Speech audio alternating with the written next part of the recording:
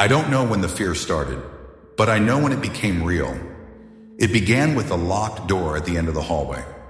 I moved into the old Victorian house on a whim, drawn to its antique charm and ridiculously low price. The real estate agent hesitated when I asked about the locked door, mumbling something about it being just a storage room. But there was something in her eyes, a flicker of unease that she quickly buried beneath a professional smile. I should have taken that as a warning. I ignored the door for the first week, busy settling in and getting used to the house's peculiarities. The way the floors creaked, even when I wasn't walking on them. The whisper of wind that somehow slipped through the sealed windows. The odd sensation that I was never truly alone. Then one night I heard it, a faint scratching sound, coming from behind the locked door. I froze, my pulse hammering in my ears. Mice, I told myself. Just mice. Old houses always have them. But the sound didn't stop. It continued, steady, deliberate, like fingernails scraping against wood. I pressed my ear against the door, holding my breath. A whisper. Low, indistinct, impossible. I stumbled back, my mind racing. Was it the wind? A draft? My imagination? I didn't sleep that night. The next morning I searched for the key. Every drawer, every cupboard, every possible hiding place. Nothing. That night the scratching was louder, and then came the knocking. 3 slow, deliberate knocks. I stood in the hallway, my heart pounding. "Who's there?" I called out, my voice barely above a whisper. Silence. Then just as I turned away, something whispered from the other side of the door. "Let me out." I ran. I tried to ignore it. I told myself it was my imagination. But every night, the knocking returned. The whispers grew louder, and then I saw it. A shadow. It slithered out from beneath the locked door, stretching across the hallway floor, reaching toward me. I flicked on the lights and it disappeared. But the air remained heavy, charged with something unseen yet deeply felt.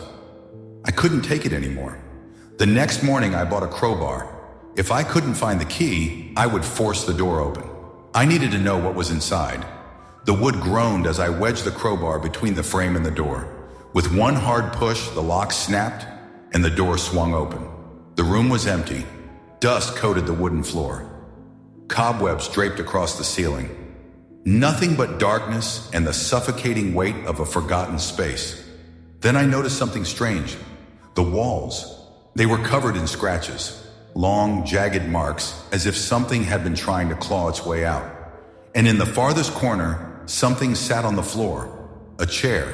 And on that chair, a mirror. It wasn't just any mirror.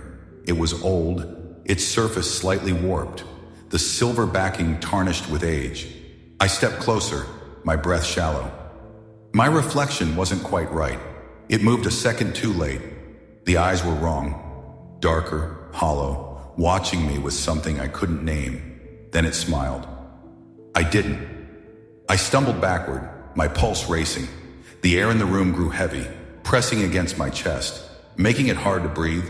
And then I saw it. The scratches on the walls weren't random. They formed words. "Don't break the glass." I turned to leave, but the door slammed shut behind me. The mirror's surface rippled. And then my reflection stepped out.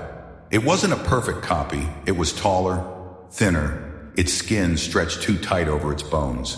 Its mouth twisted into something that resembled a grin, but was too wide, too hungry. I couldn't move. "You let me out," it whispered, voice like dead leaves rustling in the wind. It stepped forward, and I finally found my voice. I screamed, lunging for the door, pounding against it, praying for it to open.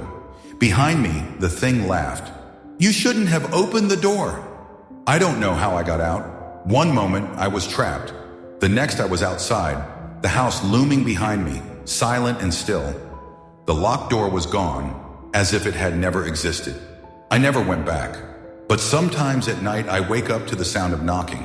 3 slow, deliberate knocks. And I know, it found me. Thank you for tuning in to Mr. Nightmares Radio. If you enjoyed this spine-chilling story, don't forget to hit the like button and subscribe for more terrifying tales. Your support helps keep the nightmares alive. Let me know in the comments. What's the scariest thing that's ever happened to you? I might feature your story in an upcoming video. And remember, if you dare, share this video with a friend if you think they can handle it. Until next time, stay safe.